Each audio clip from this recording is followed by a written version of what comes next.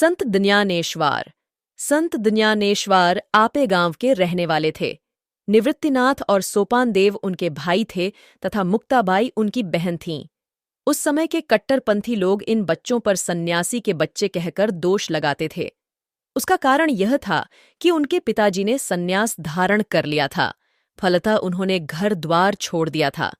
उसके पश्चात गुरुजी की आज्ञा से वे फिर घर वापस आए और एक गृहस्थ का जीवन बिताने लगे।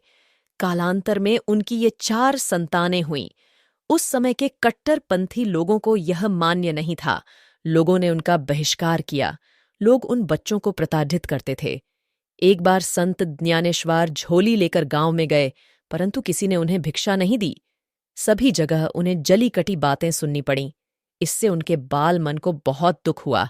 वे अपनी झोंपड़ी में आए और झोंपड़ी का दरवाजा बंद करके अत्यंत दुखी होकर बैठ गए। उसी समय वहां मुक्ता आ गईं। घास फूस के बने दरवाजे को खटखटाकर वह संत ज्ञानेश्वर से कहने लगीं, ज्ञानेश्वर भैया, दरवाजा खोलो। आप ही निराश और दुखी होंगे तो कैसे चलेगा? संसार का कल्याण कौन करेगा? बहन की बातें सुनकर वे उत्साहित हुए। अपना दुख भूलकर वे सामाजिक कार्य में जुट गए। उस समय जगह जगह गरीबों और पिछड़ी जातियों को धर्म के नाम पर सताया जाता था। संत ज्ञानेश्वर लोगों को अंतःकरण से उपदेश दिया, ईश्वर पर श्रद्धा रखो, सभी के साथ समता का आचरण करो, दुखी लोगों की सहायता करो, उनके दुख दूर करो। विगत 700 वर्षों से उनके उपदेश महाराष्ट्र के कोने कोने में लगातार गूंज रहे हैं।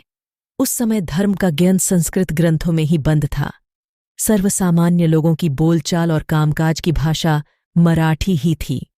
संत ज्ञानेश्वर ने मराठी भाषा में ज्ञानेश्वरी नामक महान ग्रंथ लिखा। धर्म के ज्ञान भंडार को उन्होंने सबके लिए खोल दिया। लोगों को बंधुता की शिक्षा दी।